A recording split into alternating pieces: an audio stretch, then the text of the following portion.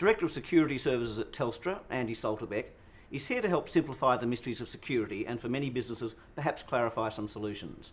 Now, in a recent white paper on security solutions, Telstra drew on security surveys from Ernst & Young, PricewaterhouseCoopers, Cisco and IBM Internet Security Systems, among others. Now, Andy, tell us what some of the key factors are currently driving information security. Well, look, it's really interesting. I think there's been a consistency in terms of what the objectives for most organisations were in terms of security. So that's been a pretty constant. I think what's really shifted is the way people are looking to implement these security solutions. Historically, it was predominantly, you buy a piece of software, you buy a piece of hardware, you place it in your organisation, you manage it as best you can. The problem is that as the threats continue to evolve, that model's just become far too capital intensive, far too complex for most organisations. Whether they're large, small, medium organisations, doesn't really matter. The issue's pretty much the same. So we've seen a real shift from that sort of, if you like, CPE or customer premise equipment kind of delivery mode to one where they're really looking to consume security as part of the infrastructure that they get from their service providers. Okay, now damage to a business's reputation and the brand itself is a great concern to many, I believe. Yes, that's correct. Look, one of the key drivers for security always has been the protection of a particular corporation's brand equity. And you only have to look at what's going on in the global market today. There have been significant issues occurring, most recently the attack that started in Korea and had significant effects in the US. So organisations are really looking to be able to survive those kind of issues to allow them to be viewed as a trusted supplier in the marketplace. While many businesses might imagine inadequate technology to be the only consideration, tell us about the people problem. Look, it's really interesting. The technology, as we all know, technology is only ever part of an answer, right? I mean, it is about people, process, tools, right?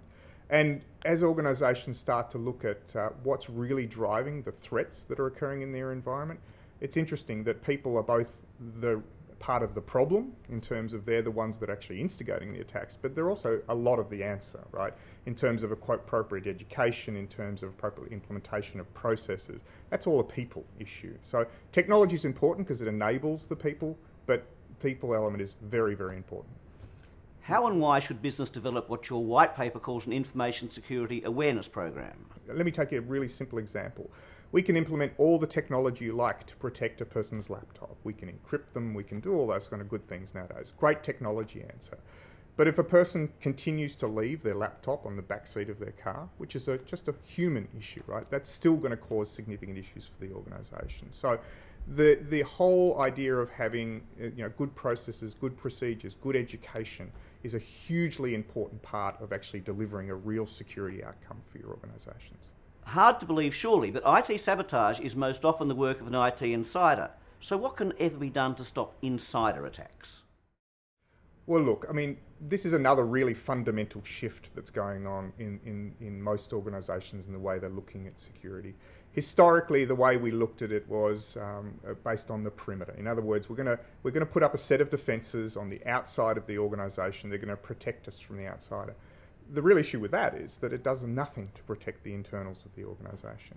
Today, we're looking at a much broader application of security, and there's some terms that you're going to hear more and more, things like borderless security or ubiquitous security. So we're looking at the ways we implement security as part of the underlying infrastructure, not just at the perimeter. It's always in the news. There are almost daily horror stories on cyber threats or hacking. Is this the threat the media makes it out to be? It's an interesting question. The issue for most organisations is that what's out in the media today is pretty much only those things that people are comfortable in publicising. There are more and more what we consider much smaller scale issues. As an example, a very small government department recently was taken out for over 4 days by an attack. Now, these are occurring more and more frequently. So while the whole cyber attack kind of thing I think is a little overplayed, the specific attacks on small organisations and medium-sized organisations is something that is a new and upcoming threat. This may be a new term for some businesses, but what is SIEM or SIEM technology? It's a please explain question.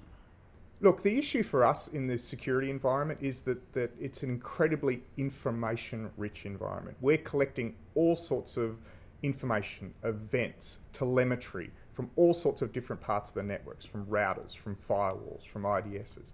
The real trick, if you like, the art in this is how do I interpret all that information and make it meaningful to the organisation? How do I relate it to a business outcome? And SIEM is a technology which stands for Security Information and Event Management, which is really just an overlay to allow you to filter information and present it in a meaningful way to allow organisations, no matter what their size, to understand what their current threat environment really looks like and what's going on in their infrastructure. Another phrase of mystery to me, especially in the Telstra white paper, is the unknown unknown. The way to think about that is that today what we have is a significant number of threats that we truly do understand. We understand where they're coming from, we understand who's created them, and we know pretty well how to respond to those. Unfortunately, there's a new class of issues that are starting to occur, and those class of issues are what commonly referred to as zero-day attacks. In other words, those attacks where we do not currently have a mitigation against that. So what we're trying to do as an industry is to allow us to respond to those attacks, be preventive against those attacks, and that's what we really refer to as the unknown unknown. In summary, Andy, what's the very best advice for Australian businesses in terms of getting their own best advice and seeking the best security solutions? Well, look, I think no matter what the size of the organisation today, there is an issue for them in terms of making sure they've got an appropriate security posture, spending the right kind of investments in those particular areas. The real issue for us is to start thinking less about the technology and thinking more about how you want to actually consume that service, that capability. Because as we're all aware, no matter what the size of the organisation, there's a very limited set of skills and capability out there. So what we're really saying is go to those organisations that you're a trusted advisors, understand what their capabilities are in terms of delivering these kinds of services, and partner very well with them, because that's in the end the only way you're actually going to be able to get an appropriate return on the investment that you're making. Andy Salterbeck, thank you very much. Thank you.